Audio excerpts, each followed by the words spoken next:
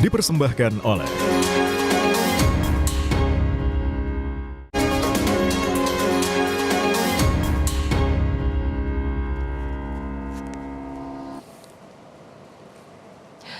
Saudara, kesehatan anak merupakan prioritas bagi setiap keluarga. Atas inisiatif bersama Gavi, The Vaccine Alliance, Unilever, dan The Power of Nutrition, terbentuklah program keluarga sigap yang mendorong diadopsinya 3 perilaku penting: imunisasi rutin lengkap sesuai jadwal, cuci tangan pakai sabun, dan pemberian makanan bergizi serta camilan sehat, sehingga dapat menjamin masa depan kesehatan anak dan selaras dengan 3 pilar utama prioritas kesehatan nasional. Setelah melalui fase percontohan hingga perluasan, evaluasi program ini menunjukkan dampak yang menggembirakan. Lantas seperti apa pelaksanaan program dan keberlanjutan program sigap ini? Kita akan bahas selengkapnya selama 30 menit ke depan bersama saya Wanda Dwi Utari dan narasumber kita kali ini dalam Bincang Kita.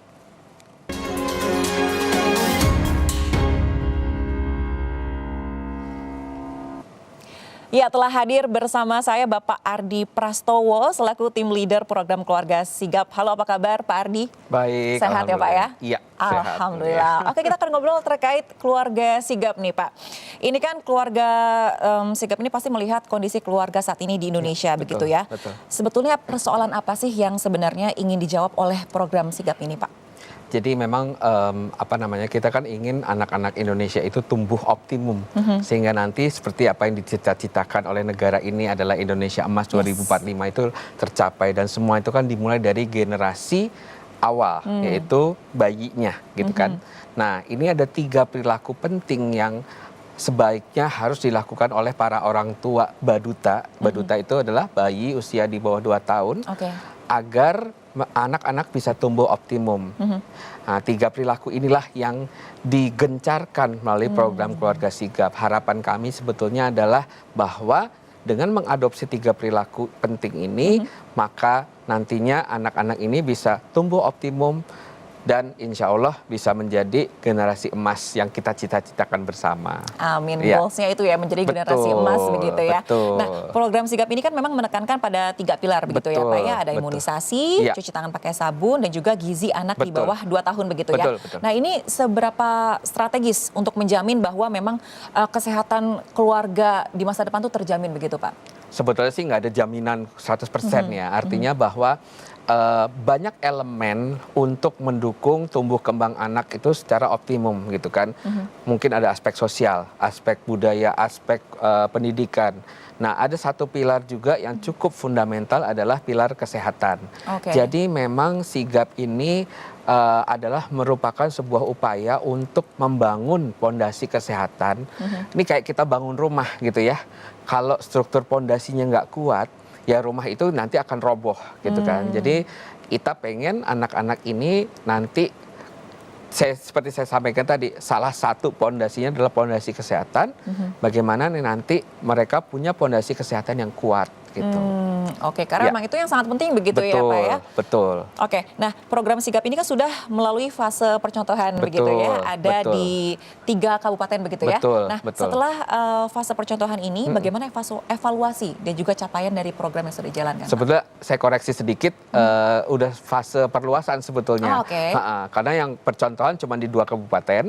Nah, yang perluasan itu di 3 kabupaten, yaitu Kabupaten Banjar di Kalimantan Selatan, Kabupaten Brebes di Jawa Tengah, dan Kabupaten Sukabumi di Jawa Barat. Kalau secara evaluasi memang dampaknya positif. Ada beberapa indikator peningkatan, misalnya di cakupan imunisasi, kemudian juga perilaku mencuci tangan dengan sabun, kemudian juga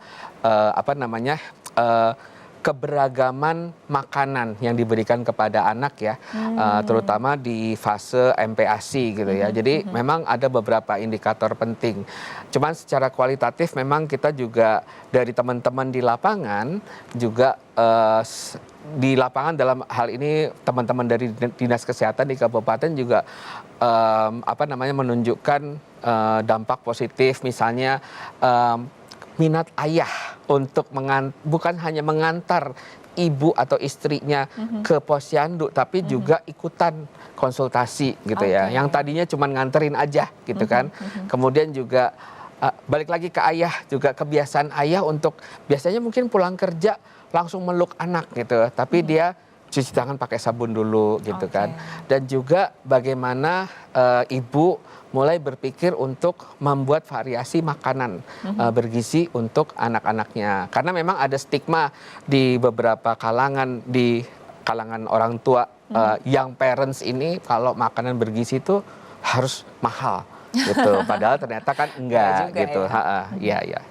Oke, nah soal berbicara ayah tadi, karena memang keluarga kan perannya tidak hanya ibu ya, tapi juga ada ayah, ada ibu dan juga anak-anaknya begitu ya. Kita lanjutkan lagi obrolan kita kali ini. Memang di program ini kan pasti ada evaluasi setelah berjalan begitu ya. Nah ini salah satu manfaat yang paling dirasakan adalah berbagai media permainan dan juga alat bantu sosialisasi dari keluarga sigap begitu ya untuk para kader di Posyandu begitu ya Pak ya. Nah ini yang membuat pendekatannya agar bisa diterima oleh setiap keluarga itu seperti apa sih Pak? Jadi memang harus kita akui dan bahwa kader itu punya peran penting ya untuk menjangkau para orang tua, karena keterbatasan sumber daya di puskesmas gitu ya, sehingga kader Posyandu itu merupakan perpanjangan tangan untuk mencapai ke masyarakat. Nah khusus edukasi ke orang tua baduta ini memang sigap itu membekali kader dengan dua hal. Nomor satu, pelatihan kecakapan berkomunikasi, ya artinya kita ajarin mereka cara berkomunikasi yang baik itu seperti apa. Kemudian yang kedua adalah membantu melengkapi mereka dengan alat bantu, seperti salah satunya contohnya ini gitu ya. Ini alat bantu, sebetulnya ini alat permainan sebetulnya. Jadi kalau boleh di close up kali ya. Jadi ini kan ada di bawahnya ada beberapa pilar ya. Masing-masing barisnya itu selalu ada 3 warna, merah, kuning, hijau gitu. Itu melambangkan 3 perilaku ya. Kemudian nyusun ke atas. Nah, yang paling atas itu adalah cita-cita. Nah, intinya kalau 3 perilaku itu dilakukan secara utuh dan konsisten, maka ini akan nyampe ke atas tuh cita-citanya. Ini tuh kayak permainan Jenga begitu ya Pak ya. Jadi ambil satu, Nah, kalau diambil satu, artinya perilaku itu tidak dilakukan. Tarik lagi, tidak dilakukan. Misalnya ayah tidak, misalnya di sini ada tulisan ayah mengantar ibu ke Posyandu untuk imunisasi anak gitu misalnya. Dia tarik, artinya ayah tidak melakukan itu. Kemudian nanti cuci tangan pakai sabun setelah menjenguk orang sakit. Ditarik, artinya dia tidak melakukan itu. Semakin banyak yang tidak dilakukan, rubuh kan. Nah, birunya nggak nyampe. Jadi itu kita mencoba untuk seinteraktif mungkin dengan orang tua untuk masuk ke 3 perilaku ini. Jadi kita, karena mungkin agak susah ya kalau misalnya kita ngobrol dengan orang tua langsung masuk nih 3 perilaku 1, 2, 3 gitu. Nah kita menggunakan pendekatan analogi ini bahwa nih 3 perilaku ini tuh kayak pondasi gitu. Kalau ini keropos, nah anakmu tuh nggak akan nyampe ke yang biru. Baik, luar biasa. Memang ada pendekatan-pendekatan yang lebih menarik begitu ya, agar para keluarga ini bisa menerima. Begitu ya. Baik, kita akan berbincang lagi tapi tidak hanya berdua Pak. Nanti setelah ini kita akan bergabung bersama Bapak Haji Maskur Alawi. Kita akan ngobrol lebih banyak lagi. Bincang kita akan segera kembali.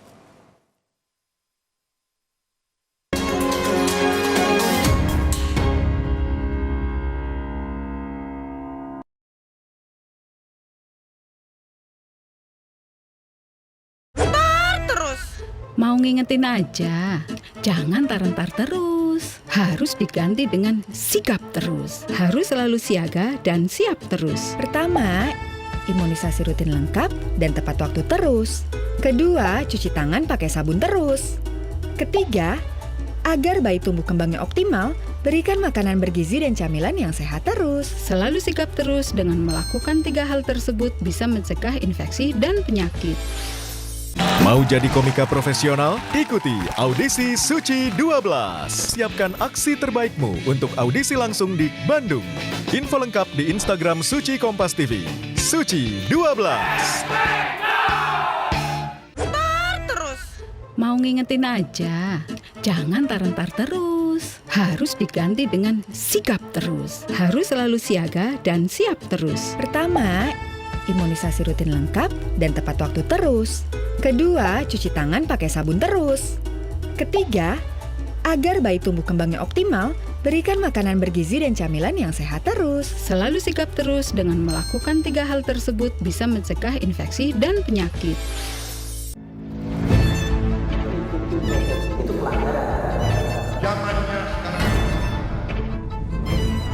Bola Liar setiap Jumat pukul 8:30 malam live di Kompas TV.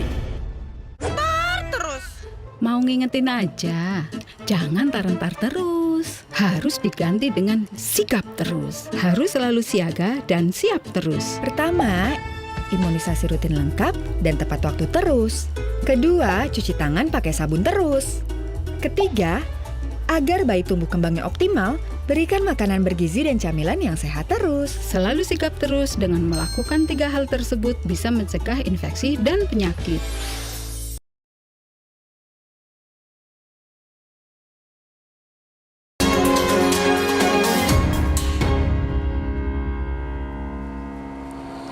Terima kasih saudara, Anda kembali menyaksikan bincang kita bersama saya Wanda Dwi Utari dan juga Bapak Ardi Prastowo. Tidak hanya kita berdua Pak, Ya. kali ini sudah bergabung satu narasumber lagi, Bapak Haji Mashkur Alawi Eskep MKM selaku Kepala Dinas Kesehatan Daerah Kabupaten Sukabumi. Halo Pak Mashkur, apa kabar? Baik, Mbak. Alhamdulillah. Alhamdulillah, sehat ya Pak ya? Alhamdulillah. Di tengah kesibukannya, terima kasih sudah menyempatkan waktu untuk ngobrol bersama kita. Siap, Mbak. Oke, kita membahas seputar keluarga sigap nih ya Pak ya. Nah ini bagaimana sih pengalaman Kabupaten Sukabumi dalam menerapkan program keluarga sigap nih, khususnya melalui pendekatan posyandu dan juga kadar kesehatan Pak. Ya, baik. Sebelumnya izinkan saya mengucapkan terima kasih dulu ya ke Pak Ardi dan ketiga sponsor kayaknya nih untuk menunjuk Kabupaten Sukabumi menjadi salah satu lokus ya untuk program sigap ini. Ya tentunya pengalaman saya sebagai Kepala Dinas Kesehatan dengan peran atau tugas saya ya di Dinas Kesehatan, kemudian juga pengalaman nakes kami, pengalaman kader dan juga pengalaman orang tua ya dari Baduta ini tentunya pengalaman yang sangat luar biasa ya, sangat baik sekali karena program sigap ini saya lihat ya ini bukan program konseptual yang sulit diimplementasikan atau diaplikasikan, tetapi program ini program yang teknis yang memang sebenarnya sudah ada konsep-konsepnya, tetapi bagaimana dengan program sigap ini ya setidaknya 3 perubahan perilaku yang tadi atau capaian-capaian yang diinginkan, yaitu diantaranya CTPS ya, cuci tangan pakai sabun, kemudian juga imunisasi dasar lengkap dan kemudian juga makanan bergizi itu bisa dicapai ya di Kabupaten Sukabumi. Jadi memang pengalaman kami Mbak ya dan Pak Ardi ini sekali lagi ini pengalaman yang sangat luar biasa bagi kami dan saya kira banyak hal yang harus saya pelajari, harus saya adopsi, harus saya replikasi nih dari program ini. Baik Pak Mashkur, tentunya ini program alhamdulillah kan berjalan dengan baik begitu ya, tapi kan namanya setiap program pasti akan ada tantangannya begitu ya. Nah ini di Kabupaten Sukabumi sendiri tantangan apa sih yang paling nyata dalam menjalankan program sigap ini Pak? Ya tentunya kami dengan kabupaten terluas ya se-Jawa Bali, tentunya tadi bagaimana implementasi program ini belum menyentuh 100%. Kalau saya lihat, saya evaluasi di sini dengan yang diintervensi oleh program sigap ini sudah mencapai 75% Baduta ya. Sekali lagi terima kasih Pak Adi, tetapi nih tugas kami bagaimana dengan jumlah penduduk 2,8 dan Baduta kami kurang lebih 70.000 itu. Ya, ini tantangan bagi kami ya, bagaimana mengimplementasikan program sigap ini. Yang kedua memang ada tantangan-tantangan, di antaranya memang kami bagaimana meningkatkan pengetahuan dan kesadaran masyarakat ya, di masyarakat kami agar tadi program-program yang memang mendukung terhadap pencapaian-pencapaian target kami ya, itu bisa tercapai Mbak. Dengan juga tantangan yang lainnya mungkin di kami juga masih ada budaya-budaya ya yang masih resisten terhadap salah satunya nih program imunisasi tapi insya Allah ini berjalannya waktu ya kita terus mengoptimalkan ikhtiar kita sehingga tantangan ini bisa kita hadirkan solusi-solusinya. Insya Allah Pak dilancarkan untuk menghadapi segala tantangan yang ada begitu ya Pak Mashkur dan juga Pak Ardi. Baik, nah dari hasil evaluasi ini Pak, memang kan sudah digunakan ada 2 model begitu yang digunakan adalah posyandu dan juga media. Nah dari 2 model yang digunakan ini sebetulnya apa sih kelebihan dan kekurangannya masing-masing dari setiap model? Ya, dua-duanya ada kelebihan dan kekurangan ya. Contohnya misalkan model posyandu. Ya, kelebihannya ini kan si kader dan juga nakes ini bisa langsung ya memberikan edukasi, memberikan approaching terhadap keluarga door to door seperti itu. Ini kelebihan model posyandu ya. Tapi tadi mungkin kekurangannya cuma kekurangan jumlahnya saja yang diintervensi ya. Selebihnya saya kira tidak ada kekurangan di model ini. Yang kemudian model media. Nah, ini kelebihannya Mbak. Kata saya juga Kabupaten Sukabumi dengan 47 kecamatan ya, dengan situasi geografis yang luar biasa, dan tadi kita punya Baduta kurang lebih 70 ribuan. Ini jangkauan media ini bisa menyasar semua sasaran di Kabupaten Sukabumi, bukan hanya yang tadi yang bisa didatangi. Tapi mungkin tadi kalau kekurangannya ya memang tidak seperti ketika face to face ya, antara kader atau nakes bersama keluarga atau Baduta itu sendiri, sehingga dikombin lah dua metode ini. Nah ini saya kira ini program yang luar biasa. Baik, terima kasih Pak Mashkur. Kalau sekarang saya akan beralih pertanyaannya ke Pak Ardi nih. Kalau dari Pak Ardi sendiri, dari 2 model yang sudah digunakan, menurut Pak Ardi yang lebih efektif yang mana sih? Apakah yang posyandu atau dua-duanya efektif nih? Dua-duanya efektif karena masing-masing punya tujuan masing-masing ya. Jadi kalau untuk benar-benar mampu menjangkau dan menggali, kemudian juga mengubah perilaku gitu kan, itu memang face to face masih lebih efektif ya, karena ini kan aspeknya aspek kepercayaan, aspek kekeluargaan juga gitu ya. Ada orang datang masuk rumah ngasih tahu tentang tumbuh kembang anak, itu kan butuh effort ya.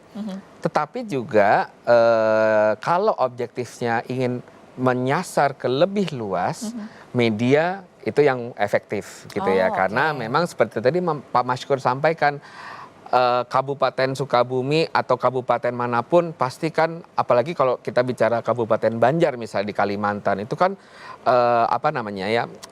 jangkauan geografisnya tuh luas sekali, sehingga tidak mungkin kalau mesti jalan satu-satu gitu ya gitu. Nah jadi memang pada akhirnya sih yang terbaik adalah kombinasi keduanya, dan itu yang terjadi di lapangan pada saat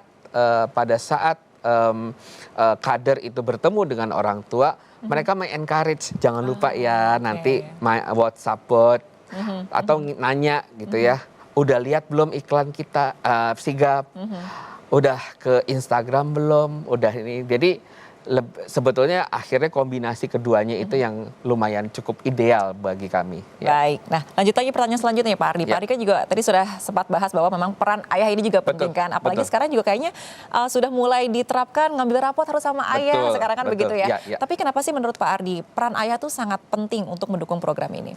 Sebetulnya terlepas dari program ini ya, tetapi kalau kita melihat ke pola pengambilan keputusan di dalam rumah tangga secara umum di Indonesia, memang kan ayah sebagai kepala keluarga, dia yang ketok palu.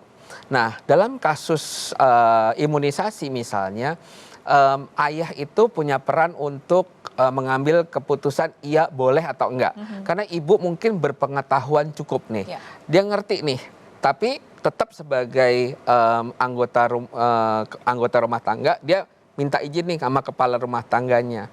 Masalahnya banyak sekali ayah yang tidak paham. Misalnya terkait dengan KIPI, kejadian ikutan pasca imunisasi. Jadi normal sebetulnya kalau anak setelah diimunisasi itu panas badannya. Nah, cuman ayahnya ngelihat kan, oh anak ini tadinya baik-baik saja, kemudian diimunisasi lah jadi rewel terus panas, saya nggak bisa tidur, besok saya nggak bisa kerja gitu kan. Akhirnya Bu, sudah, daripada anak kita menderita, daripada saya menderita besok saya nggak bisa kerja, udah nggak usah diimunisasi. Ya sudah, ibunya pun akan mundur. Itu cuma salah satu contoh gitu. Sehingga kami melihat ayah punya peran yang cukup besar di sini untuk bisa tidak saja mengambil keputusan, tetapi juga diharapkan membimbing keluarganya berperilaku hidup sehat. Baik, Ya. terima kasih Pak Ardi. Kita masih akan melanjutkan perbincangan kita kali Ya, ini, ya. tapi usai jeda sesaat lagi. Sip.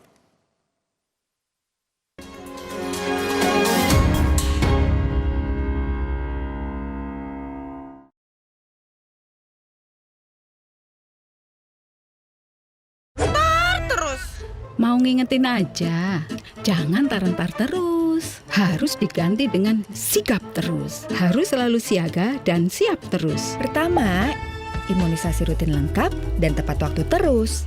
Kedua, cuci tangan pakai sabun terus. Ketiga, agar bayi tumbuh kembangnya optimal, berikan makanan bergizi dan camilan yang sehat terus. Selalu sigap terus dengan melakukan 3 hal tersebut bisa mencegah infeksi dan penyakit.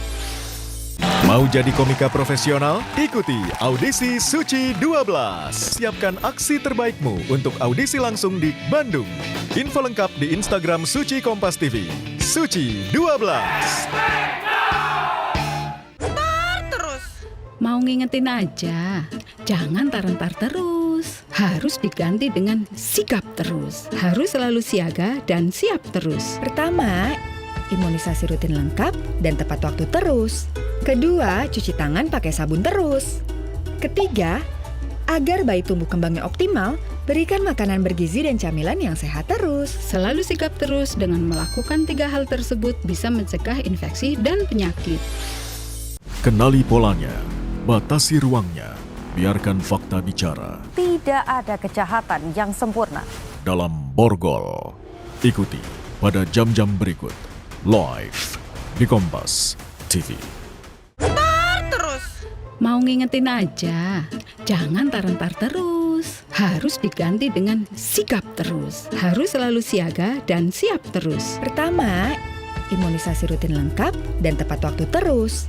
Kedua, cuci tangan pakai sabun terus. Ketiga, agar bayi tumbuh kembangnya optimal, berikan makanan bergizi dan camilan yang sehat terus. Selalu sigap terus dengan melakukan 3 hal tersebut bisa mencegah infeksi dan penyakit.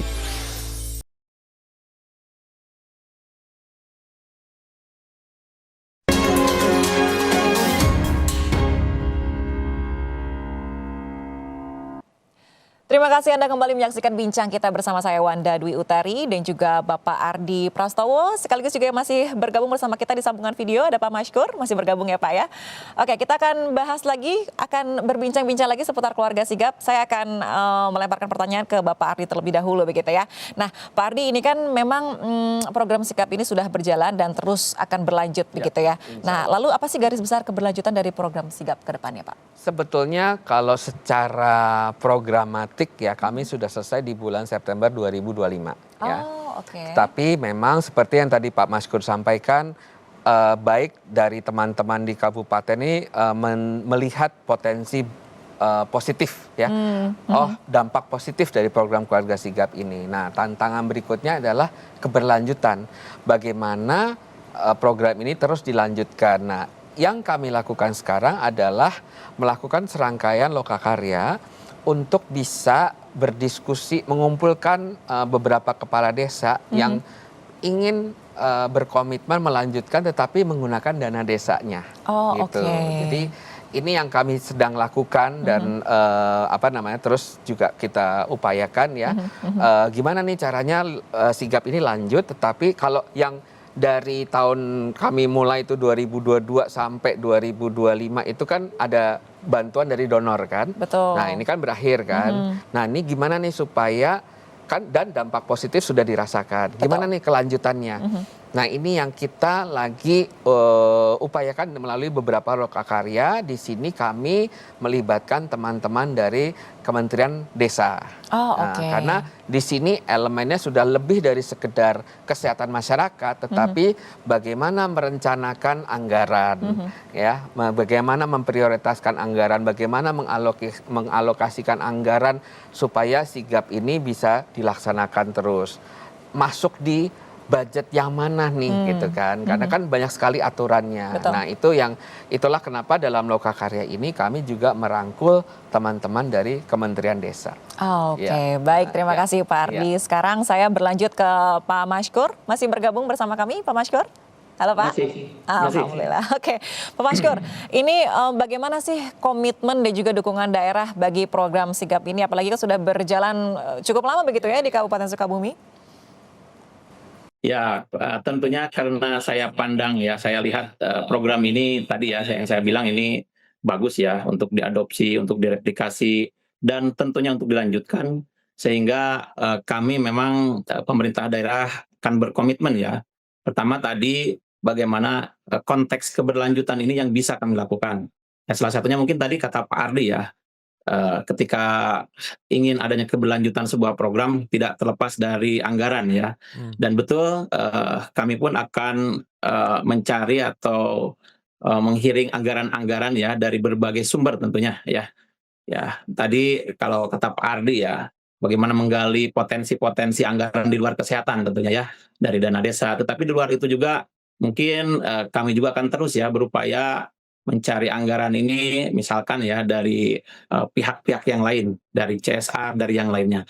Kemudian yang selanjutnya komitmen kami juga ya, selain anggaran juga bagaimana konsep pemberdayaan ya, yang selama ini sudah kami laksanakan ya. Contohnya misalkan dari program Sigap ini untuk CTPS ya, bagaimana pemberdayaan masyarakat melalui pemicuan ya yang di masyarakat itu kita lakukan. Kemudian juga komitmen-komitmen yang lainnya ya yang bisa kami berikan untuk program ini, karena tadi saya lihat ya bagaimana program ini program yang patut kami adopsi dan juga replikasi dan juga kami jaga keberlanjutannya. Baik, terima kasih Pak Maskur. Nah, tentunya berbicara soal keberlanjutan dari program ini kan pasti dibutuhkan peran kolaborasi begitu ya dalam lintas sektor. Nah, ini bagaimana melihat kolaborasi ini Pak Maskur? Ya, sebenarnya kolaborasi ini sudah kami lakukan ya, bukan hanya di program Sigap ini ya. Bagaimana konsep pentahelix misalkan ya, kita melibatkan berbagai unsur ya dalam mencapai sebuah target-target program. Ya, tetapi mungkin khususnya untuk bagaimana kami pastikan program Sigap ini bisa berlanjut seperti itu, ya kami pasti melibatkan lintas sektor terkait seperti itu. Karena tadi Mbak ya, prinsip kami permasalahan kesehatan itu tidak bisa diselesaikan oleh orang kesehatan, oleh instansi kesehatan saja. Ini masalah kesehatan tentunya ini harus diintervensi, dicarikan solusinya oleh berbagai pihak. Ya, sehingga lintas sektor ini mitra-mitra strategis kami yang kemudian nanti akan bagaimana kita bisa mendukung ya setiap pencapaian program termasuk juga program Sigap ini. Baik, terakhir Pak Maskur, harapannya apa sih tentang program Sigap ini ke depannya? Ya, harapannya pertama tadi saya ingin kami Kabupaten Sukabumi bisa melanjutkan ya program ini. Yang kedua total coverage ya. Jadi tadi kan baru 75% lah baduta kami ya. Kami itu akan lanjutkan. Yang ketiga memang kami akan adopsi cara-cara misalkan media ya. Ini yang mungkin menjadi pembelajaran bagi kami dari program Sigap ini ya. Bagaimana penyampaian pesan dikelola dengan desain media yang inovatif lah seperti itu ya. Kemudian penyampaiannya yang tadi ya yang luar biasa seperti itu, sehingga tadi bagaimana tujuan utama kita memberikan pengetahuan dan kesadaran masyarakat tercapai seperti itu, Mbak. Jadi harapannya memang dari program ini kami bisa melanjutkan dengan potensi yang kami punyai. Baik, terima kasih Pak Maskur sudah bergabung bersama kami berdua di sini. Terima kasih, sukses selalu dan sehat selalu ya Pak Maskur ya. Ya, sama-sama. Terima kasih. Terakhir Pak Ardi nih, bagaimana harapan ke depannya program ini, kan ada beberapa wilayah juga yang belum terpapar begitu ya Pak? Ya, harapannya sih semoga ada pihak-pihak lain yang juga memiliki passion yang sama, semangat yang sama dengan para donor kami, sehingga kami bisa lebih memperluas jangkauan lagi sih sebetulnya itu. Dan memang harapan yang kedua juga semakin banyak pemimpin wilayah yang punya komitmen besar terhadap kesehatan anak, terutama baduta. Baik, terima kasih banyak sekali lagi Bapak Ardi dan juga Pak Maskur yang tadi sudah tersambung melalui sambungan video. Saya selalu, semoga memang terus bermanfaat ke depannya bagi masyarakat Indonesia. Baik saudara, tidak terasa 30 menit sudah saya menemani Anda. Semoga bincang kita kali ini dapat memberikan informasi yang bermanfaat sekaligus menjadi bagian dari upaya mendorong keluarga siaga untuk mendukung kesehatan dan juga siap hadapi masa depan. Saya Wanda Dwi Utari pamit, terima kasih atas kebersamaan Anda. Sampai jumpa.